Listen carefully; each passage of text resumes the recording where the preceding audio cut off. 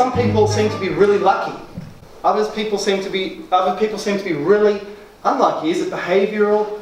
Is it listening? Is it ignoring intuition? What's going on? We will get into all that. I just want to tell a few stories about intuition. Okay, this is a sad story. It's dangerous not to follow intuition sometimes. There was a woman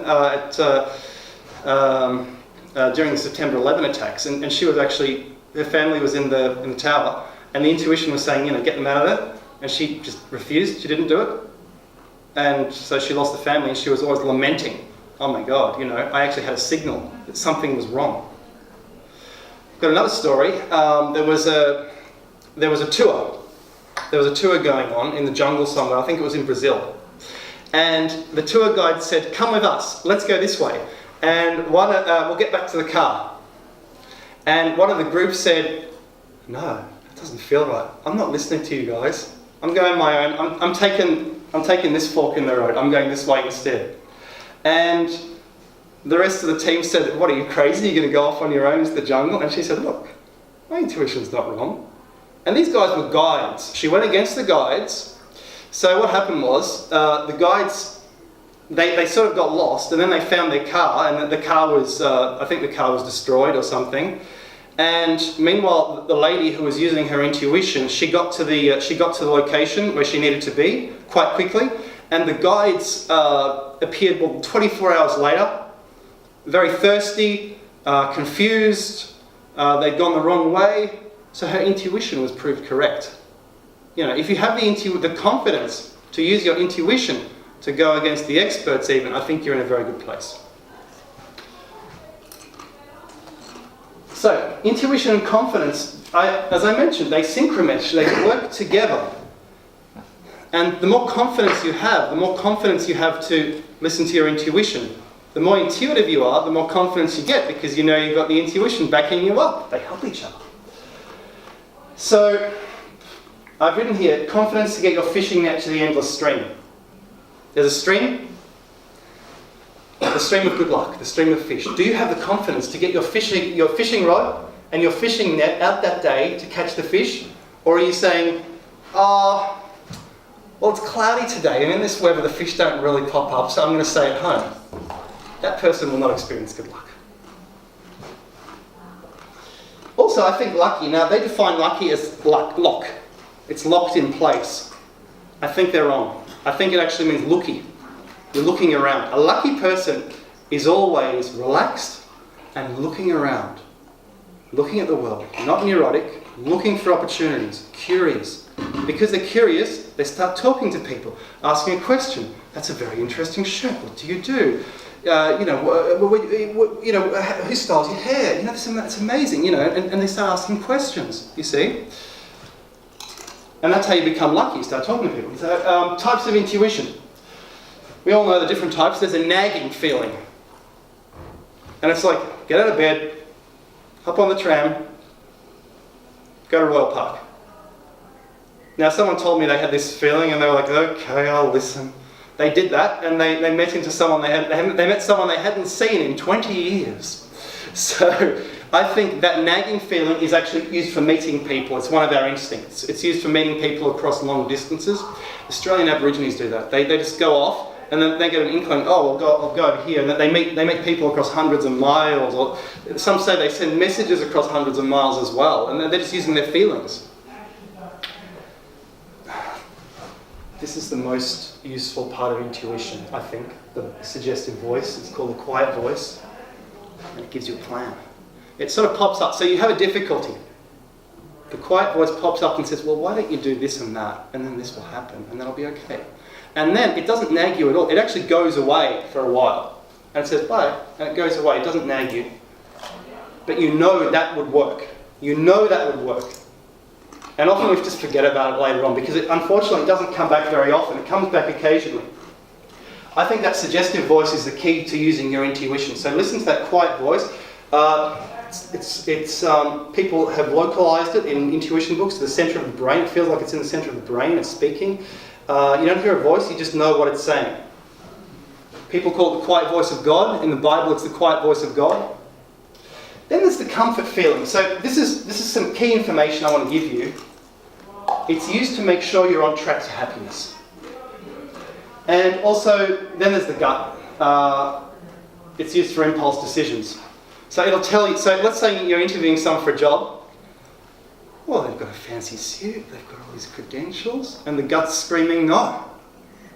And you hire them, and 2 weeks later they burn down the laboratory, for example. Right? That's gut.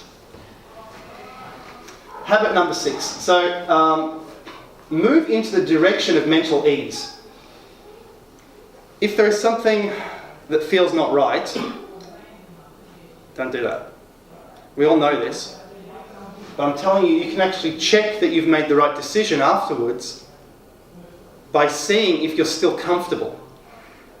And if something still feels not right, you should change tack. So you check your comfort meter. So you check your intuition to see what decision to make. And then after you make the decision, you check it again. And you continue to check it to make sure you're on track. And what you will feel is you will feel totally comfortable and at ease if you are on the right track. I think what the body's doing, it's enacting a plan B to try and stop us from making the wrong decision. So it actually saps our energy. So, and what I've noticed is, and what some intuition people have said, if your energy goes up after making the decision, you become excited, that's the right decision. If your energy goes down and you feel tired and sluggish, your subconscious is actually trying to stop you from doing that deed because it knows that something bad will happen. So check your energy levels. That's important. I think that's extremely important.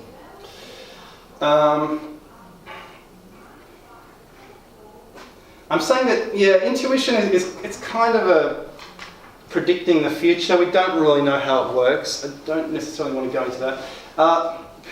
So do what the brain feels most comfortable with.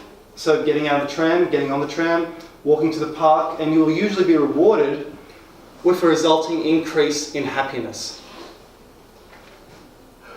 Intuition doesn't care about your situation, whether a particular task needs to get done or not. It doesn't care if you're too tired. It seems to be a survival mechanism which steers you to greater overall happiness. So it does pay to listen. So I think intuition, it's a happiness meter. It measures your future happiness and says, if I make this decision, will I be overall happier in future? So the intuition isn't necessarily telling you anything about that situation. If I pick up the pen, will I be happier? That's what it's concerned with. That's why so many things that intuition is telling us to do seem to go against logic.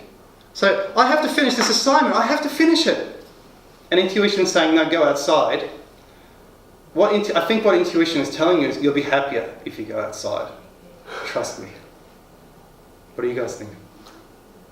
I think that's how it works. It looks at the overall future, the overall situation.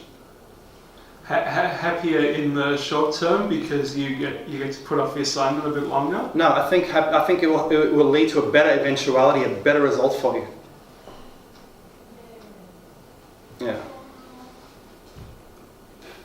So an intuition impulse can seem ridiculous when you wish to perform a particular task. Your body will make you feel tired, it will prevent you from doing it.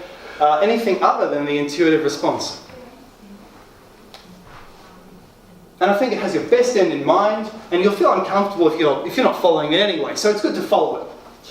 So I think animals are actually using intuition when they're navigating. They don't know how animals navigate around, how birds fly across continents. I think it's partly with intuition.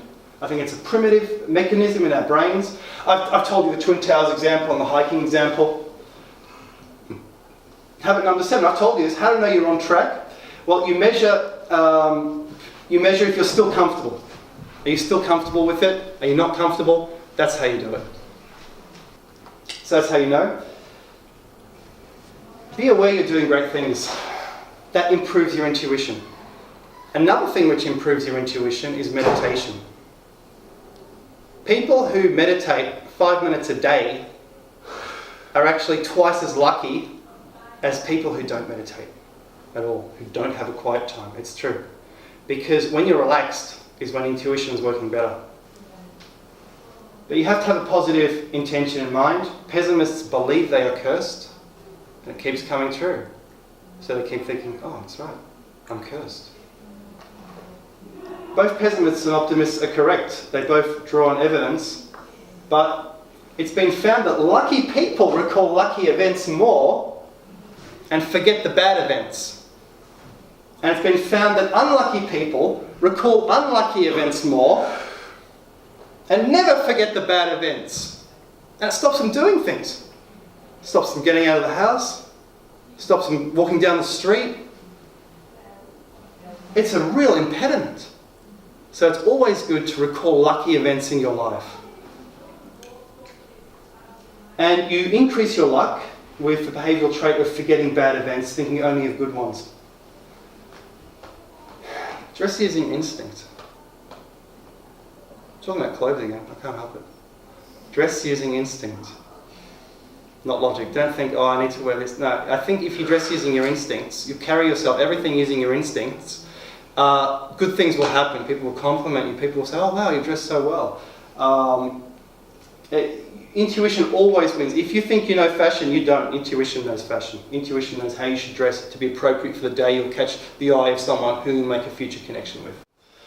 So, an example of using confidence and intuition in daily life. Let's have a little example. So, you want to